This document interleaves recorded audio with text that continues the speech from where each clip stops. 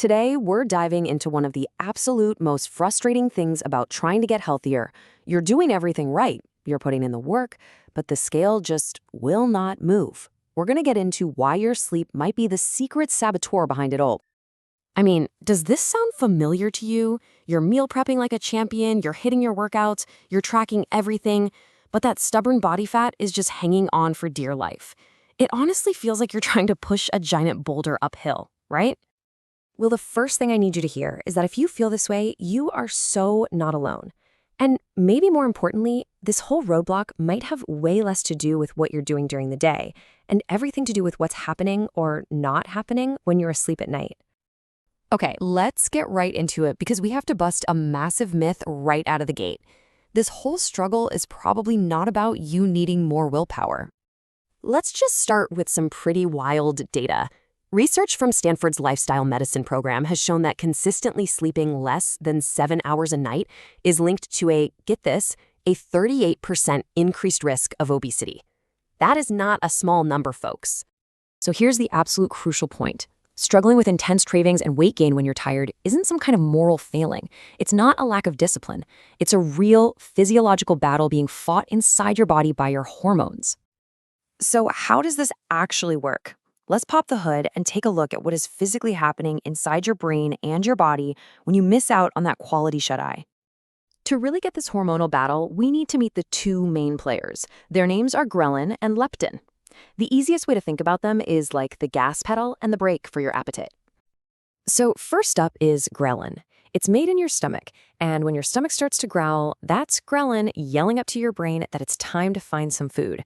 It is the go eat signal. It's the gas pedal. And then on the other side, you have its counterpart, leptin. Now, leptin is released from your fat cells, and it does the exact opposite job. It travels up to your brain to say, hey, we're good, we're full, we're satisfied. It is the brake pedal telling you to stop eating.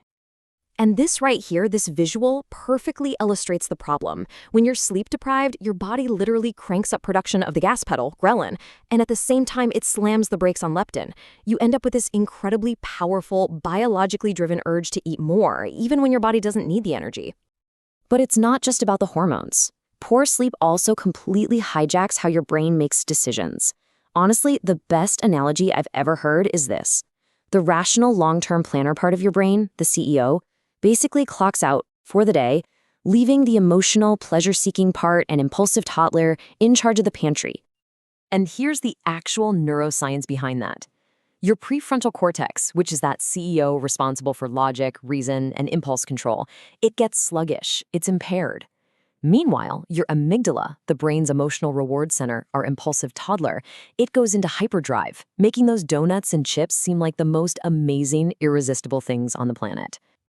So you can see where this is going, right? What happens when you combine this hormonal chaos with an impulsive, toddler-like brain? Well, you get a powerful craving cascade that can just completely derail even your best-laid plans. And it's not just about how many hours you're in bed. This finding from a Syracuse University study is so important. They found it with sleep fragmentation. Waking up over and over again, that was the key driver of food cravings, even more than the total number of hours you slept. Quality over quantity. And this is exactly how that vicious cycle works. Poor quality sleep messes up your hunger hormones. That imbalance makes your reward-seeking brain light up like a Christmas tree, which then spikes your cravings for junk food. And when you give in, it stalls your fat loss, which can cause stress and, you guessed it, lead to even more poor sleep. It's a brutal loop.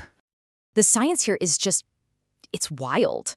Using fMRI brain scans, researchers have literally watched the brain's valuation system change after just one night of bad sleep.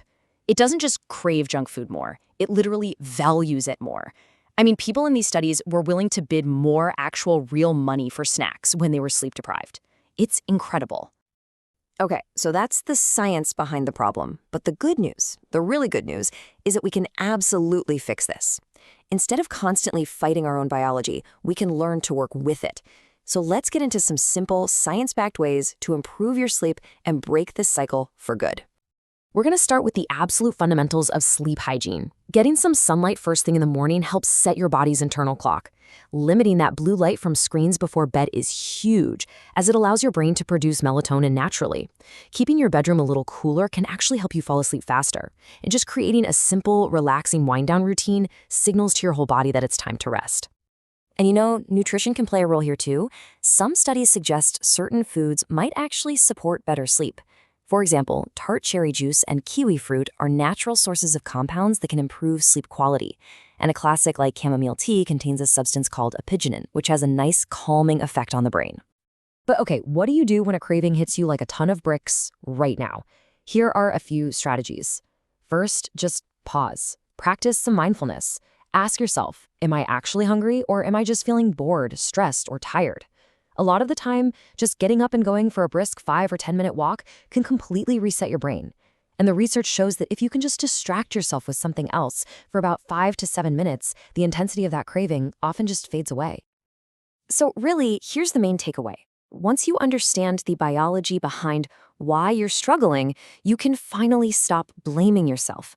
Fat loss stops being this brutal, frustrating fight against your own body, and it starts becoming a partnership with your body.